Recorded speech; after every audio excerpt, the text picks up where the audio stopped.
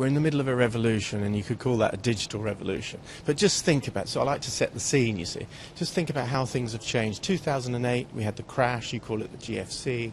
Now, and it was also exactly the same time as online retail took off. The economy took a nosedive. And guess what was born then? The smartphone. And everyone's now walking around looking down at the screen, aren't they? And what are they doing?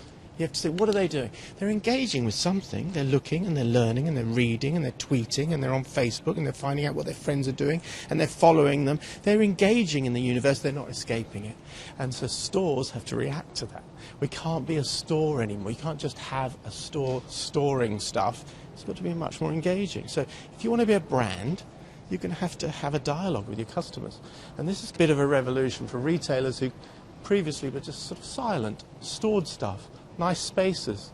It's not really the same anymore. You now have to be a brand. If you want to be a shop, that's fine. A shop, that's great. Just have a shop, sell stuff. If you want to be a brand, you've got to have opinions.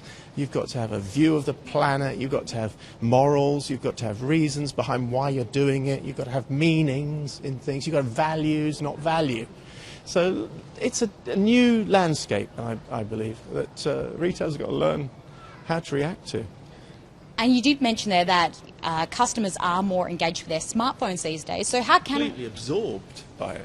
So how can retailers use smartphones to attract customers?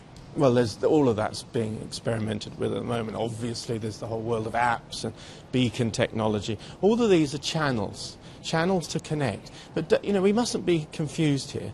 What we want from retail is to connect. I'm holding your arm, Jade. Do you notice that? We want to connect. That's what we're looking for. Otherwise, we'd sit in a bubble at home and order from Amazon or eBay. That'd be fine. But we don't. We want to get out into the community. And we're learning now that retail's about community. Look at the rise of markets, gourmet markets, farmers markets. They've tripled in the US since the crash. So it's a different world now.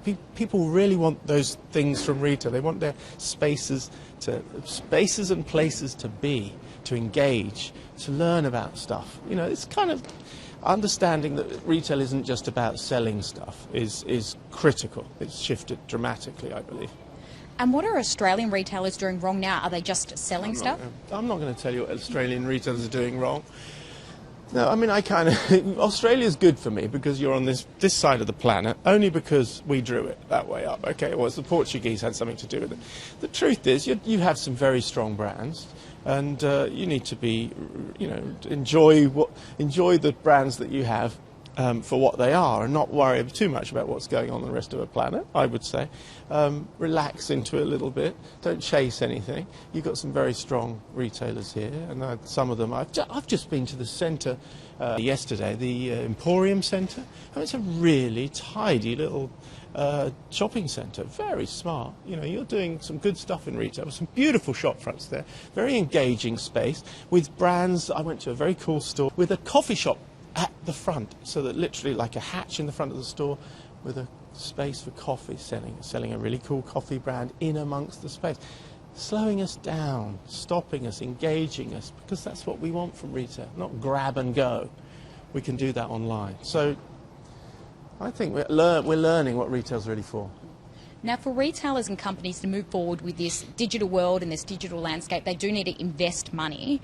Will they see profit, though? Are they going to see an impact on their bottom line by investing more in more digital technologies? I'm not the stats guy. I'm not going to do predictions about stats. It's about engaging. And you can do that if you have one little shop and a guy or a girl working in that shop. You can engage. You can engage with people without spending any money on technology whatsoever. If you want to do it on a mass scale, in a big space, in a department store or a shopping centre, it's going to be tricky having a doorman that speaks to everyone as they come in and makes you feel welcome.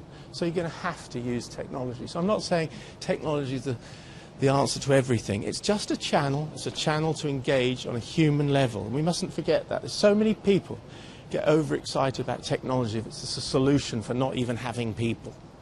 The truth is we're going to see a revolution in hospitality, I believe, because as payment technology evaporates. We're not going to need to have to go to a till anymore and go through that whole process. Staff are going to be relieved of those mundane jobs, and they're going to be focused on hospitality, real connections, making people feel at home, welcome in their space, and product knowledge, actually know about what they're selling. Very basic things.